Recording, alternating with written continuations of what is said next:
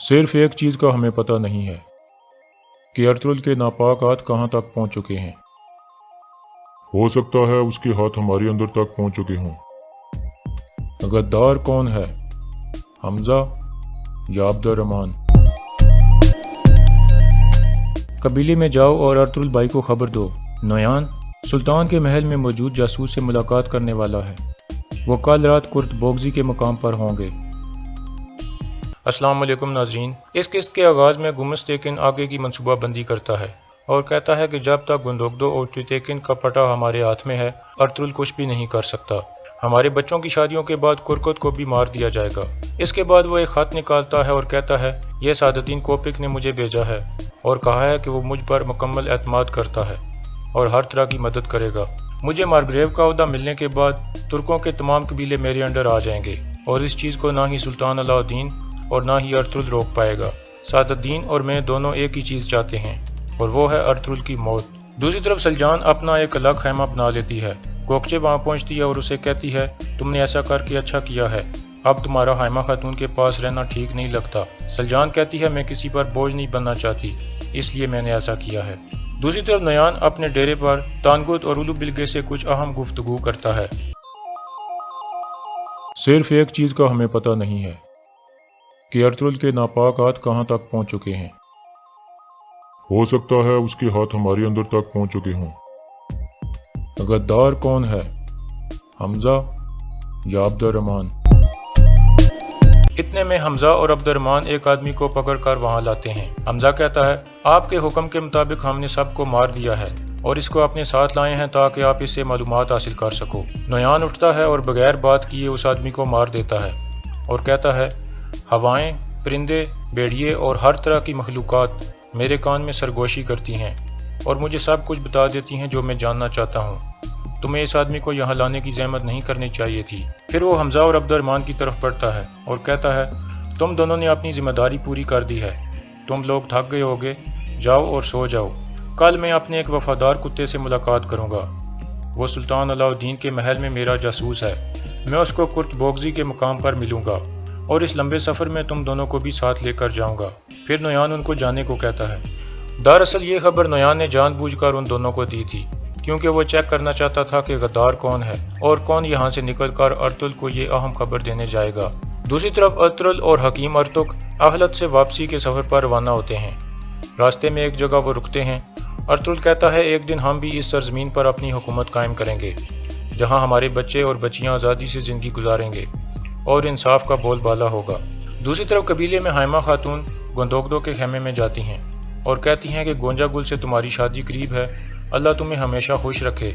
लेकिन सलजान भी तुम्हारी बीवी है और मेरी बेटी है, इसलिए उसे इस तरह कोने में मत फेंको और उसको भी वक्त देने की कोशिश करो। गुंदोगदो कहता है, जैसे आपकी ख्वाहिश वालदा। दूसरी तरफ दवान बामसी को मजाक में छेड़ता है, जिसके बाद वो दवान को पकड़ने के लिए उसके पीछे भागने लगता है। इस दौरान दवान गिर जाता है और देखता है कि एक खूबसूरत लड़की उसके सामने खड़ी होती है। दवान लगातार उसे देखना शुरू कर देता है और कहता है कि मुझे कुछ होने लगा है। वो लड़की मुस्कुरा कर आगे बढ़ जाती है। इसके बाद तुर्गत दवान को कहता है, मोहब्बत का परिंदा तुम्हारे दिल पर उतर आया है भाई, अब से तुम्हें कभी चैन नहीं आएगा। इसके बाद वो लड़की आयतुलन के पास जाती है। इस लड़की का नाम बानो जिजिक था। आयतुलन उसे खुश आमदीद कहती है और कहती है कि तुम एक लंबा सफ़र करके आई हो, इसलिए जाकर आराम कर लो। दवान उसका पीछा करना शुरू कर देता है लेकिन उससे बात नहीं कर पाता। दूसरी तरफ गुंदोगदो सलजान के पास जाता है और उसे एक तरफ बुलाकर बात करता है और कहता है कि मुझे हाइमा खातून ने समझाया है, तुम भी मेरी बीवी हो, इसलिए गोंजा गुल से शादी के बाद मैं तुम्हारे साथ भी वक्त गुजारा करूंगा, लेकिन तुम्हें अपनी ज़ुबान पर कंट्रोल रखना होगा और अगर तुमने ऐसा ना किया तो मेरा ज़हन तब्दील हो जाएगा। ये सारी बातें गोंजा गुल भी छुप कर सुन लेती है। गुंदोगदो के जाने के बाद वो गुस्से में सलजान के पास जाती है और कहती है, गुंदोगदो से दूर रहो, लेकिन सलजान उसे कहती है कि तुम अपने काम से काम रखो। फिर गोंजा गुल उसे ब्लैकमेल करना शुरू कर देती है और कहती है, मुझे पता है उस बूढ़ी औरत को तुमने मारा था, तुमने जो कड़ा उसे दिया था वो उसकी लाश पर मौजूद था। वो कड़ा तुम्हारे जुर्म का सबूत है और मेरे पास है। अगर आइंदा तुमने कोई गलती की तो मैं तुम्हें सबके सामने बेनकाब कर दूंगी और जिरगे में तुम्हें मौत की सजा दिलवाऊंगी, इसलिए तुम गुंदोगदो से दूर रहो। ये कहकर वो वहाँ से चली जाती है। दूसरी तरफ गुंदोगदो ट्रेनिंग एरिया में सिपाहियों के पास जाता है और उन सबको इकट्ठा करके खिताब करता है और कहता है, میرے ایک طرف کائی قبیلے کے سپاہی کھڑے ہیں اور دوسری طرف دو درگا کے، لیکن آج کے بعد میں ایسا نہ دیکھوں۔ تم دونوں ایک ہی فوج کے سپاہی ہو، اس لیے آپس میں اتحاد اور بھائی چارہ قائم کرو۔ اتحاد کے بغیر تم دشمن کو شکست نہیں دے سکو گے۔ اس کے بعد وہ دونوں قبیلوں کے سپاہیوں کو آپس میں گلنے ملنے کو کہتا ہے، جس کے بعد سب سپاہی ایک دوسرے کے گلے ملتے ہیں اور آپس میں مکس ہو جاتے ہیں۔ اتنے میں دوان وہاں پہنچتا ہے۔ وہ بانو ججے کا پیچھا کرنے کی وجہ سے لیٹ ہو گیا تھا۔ گندوگدو اس سے پوچھتا ہے، اتنے لیٹ کیوں آئے ہو؟ بامسی بول پڑتا ہے، یہ محبت انسان کو بیوقوف بنا دیتی ہے بھائی۔ گندوگدو دوان کو کہتا ہے، آئندہ ایسا نہیں ہونا چاہیے۔ اس کے بعد گندوگدو ترگت کو اشارہ کرتا ہے۔ ترگت سب کے سامنے آتا ہے اور کہتا ہے، آج تو تیکن بھائی صحت مند ہو کر واپس آ گئے ہیں اور گندوگدو بھائی بھی سپاہیوں کے کمانڈر بن گئے ہیں، اس لیے ان دونوں کے لیے نعرے ہونے چاہیے۔ اس کے بعد سب سپاہی تویتیکن بھائی زندہ باد اور گندوگدو بھائی زندہ باد کے نعرے لگاتے ہیں۔ دوسری طرف تانگوت چھپ کر ایک جگہ جاتا ہے اور اوگیڈے خان کی طرف ایک خط لکھتا ہے، جس میں وہ لکھتا ہے، میں آپ کے حکم کے مطابق نویان کے ہر قدم کی جاسوسی کر رہا ہوں۔ وہ ارطل کے خلاف بے بس ہو چکا ہے۔ اگر ایسے ہی چلتا رہا تو ہماری فوج کے لیے آگے بڑھنا ناممکن ہو جائے گا۔ اس کے بعد تانگوت پنجرے سے کبوتر نکالتا ہے اور اس کے ذریعے خط روانہ کر دیتا ہے۔